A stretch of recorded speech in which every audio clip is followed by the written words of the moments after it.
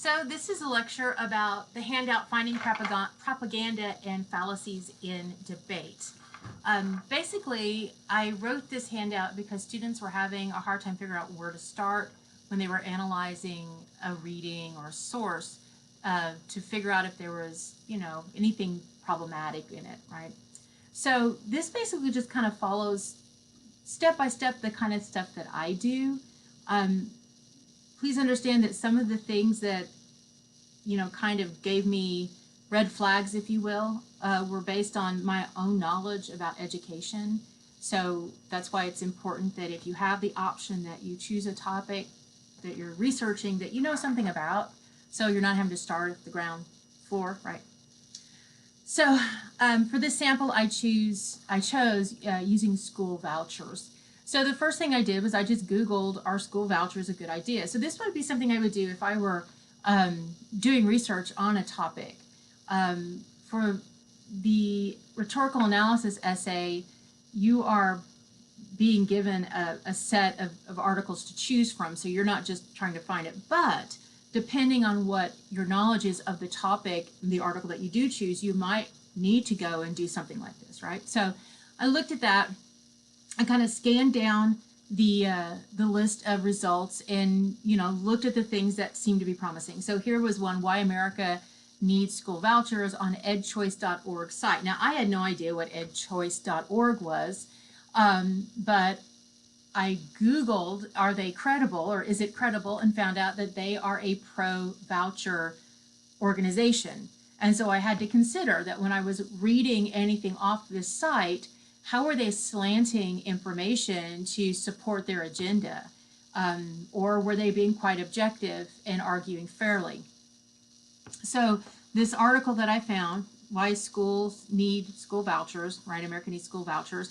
It starts off with this unnamed author. Somebody is just speaking and we don't know who it is. There's no author listed on the source. And so that's kind of problematic because I don't know who is creating this content. I would assume it's somebody at edsite.org, and I later found out that it was written by the founder of the site, who is again very, very pro school vouchers. So I read this paragraph, and just logically, my mind kind of went like, what? When I got to that last sentence that says,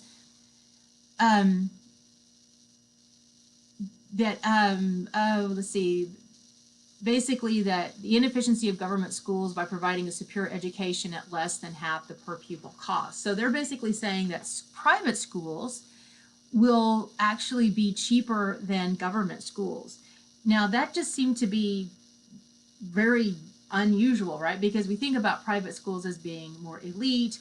You have to pay to go there because they don't get government funding from taxes. I mean, that's the big difference between a private and a public school, right? Public schools are funded primarily through taxes, and they have to follow certain regulations because they're taking our taxes, whereas private schools don't have to follow any regulations. I mean, other than safety things, but again, they can teach whatever they want. I spent 2 years in a private Christian school in elementary school, and I came out knowing nothing about math, but excellent reading skills and Bible analysis, right?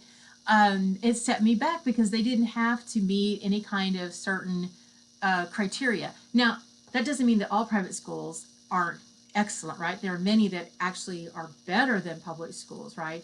But the idea that they're cheaper, right, less than half the cost, that just didn't seem right. So I went out and I Googled. I looked for information to find, could I verify this information? And so you can see here what I Googled. Do private schools that accept vouchers cost less than public schools? Because that's exactly what this article is arguing. So I found a lot of different sites, and I had to weed through the ones that were just anti-voucher and private schools altogether, so they weren't being reasonable, right? And I found off moneycrashers.com this article by Amy Livingston. So I looked to make sure that Money Crashers and Amy Livingston were credible sources, and they are. And ultimately, her article is very objective. She is not arguing for or against vouchers. She's just giving the information. And what she says is that there is no yes or no to the idea, are private schools cheaper than public schools with vouchers? What she finds is that it all depends, right? So in some private schools, The voucher does make it cheaper. It's got a better value, right? Especially if you have just one child. The more children you have, the more or less likely that private school is going to be cheaper, right?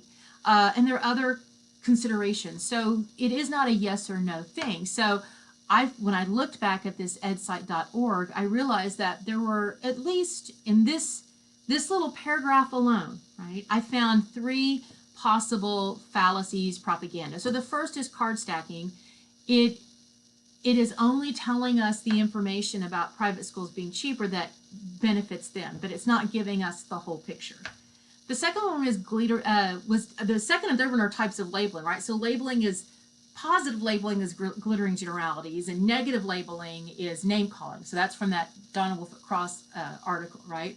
So when I look at the way they labeled private schools as superior and cheaper at less than half the cost, that's positive labeling.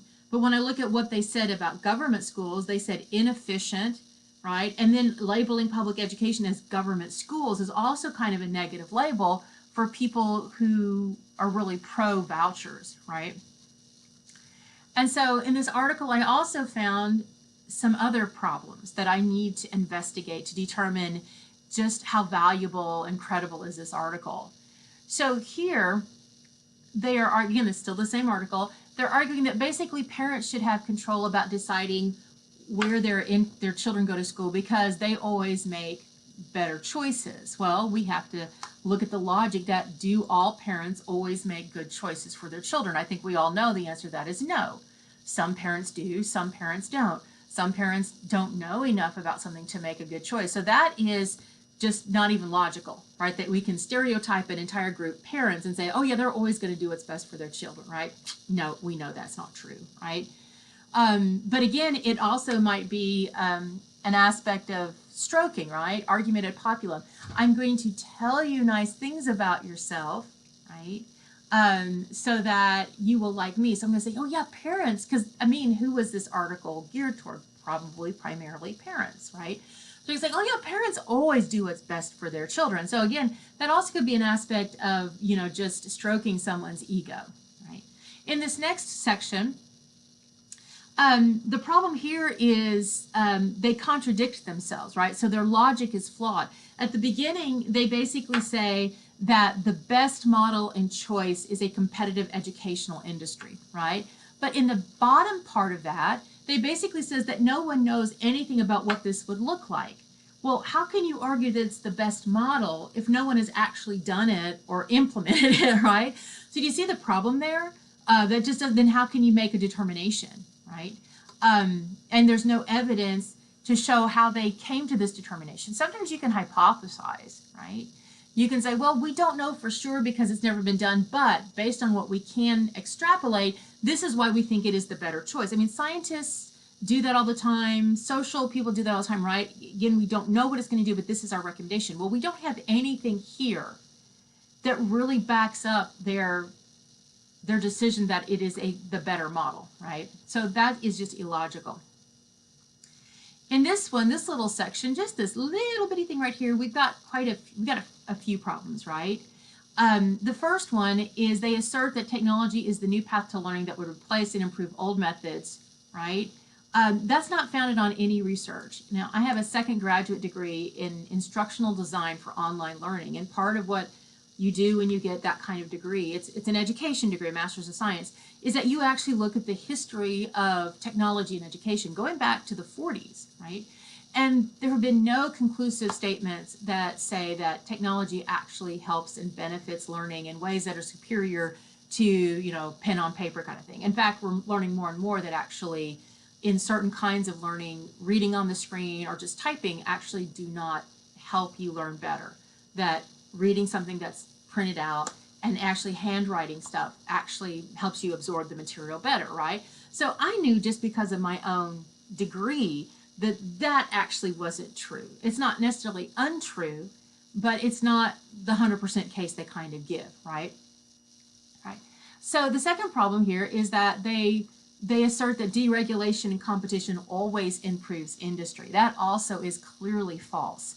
I give some examples here in the rest of this little blue part about places or times where we have deregulated an industry that's actually ended up in quite a fiasco. So banks were deregulated, and so what did we have? We had all that big financial failings just a handful of years ago. They deregulated the cable industry because, oh yeah, cable prices are going to go down when we take the government regulation out. No, cable prices have gone up. And I don't know if you're like my cable, but my cable bill is pretty expensive and I got crappy cable, right? So, deregulation doesn't work. We can look at multiple instances when they deregulated the phone industry, when they deregulated air traffic controllers, right? So again, that's just not true, right? And so that's something that you can easily prove. And once you start looking at these pieces, right, you've got to wonder, well, how much can I hold that is credible for the rest of this argument? If they're making these really obvious, statements that can't be proven or actually not true, then how can I trust anything else? So that is how you would go about looking for fallacies and propaganda. And again, in the rhetorical analysis essay, you're not just looking for the problems, you're just looking at how actually is the person arguing. How are they using logos, pathos, and ethos, right? So you want to go through and actually look for the evidence that they're giving. How do they build trust and credibility? How are they using emotions? And then once you see what they're doing that meet logos, pathos, and ethos, right, then you can start asking, okay, is this a legitimate, credible use of these sources, right? And that's where you'll see the propaganda or fallacies. But sometimes the propaganda or fallacy is just so obvious, you don't even need to stop and say, well, is this logos, pathos, and ethos, right? It's just kind of like, whoa, wait a second, right? And when we look at the sample article where we're doing kind of a group walkthrough, you're going to see things that will pop out at you if you're reading closely that obviously are problematic. And then you can kind of define what that is, right? So I hope that helped. Again, we're going to be looking in another video actually at the rhetorical analysis essay assignment, and you'll see how this will help you, prepare and complete that assignment. So bye-bye.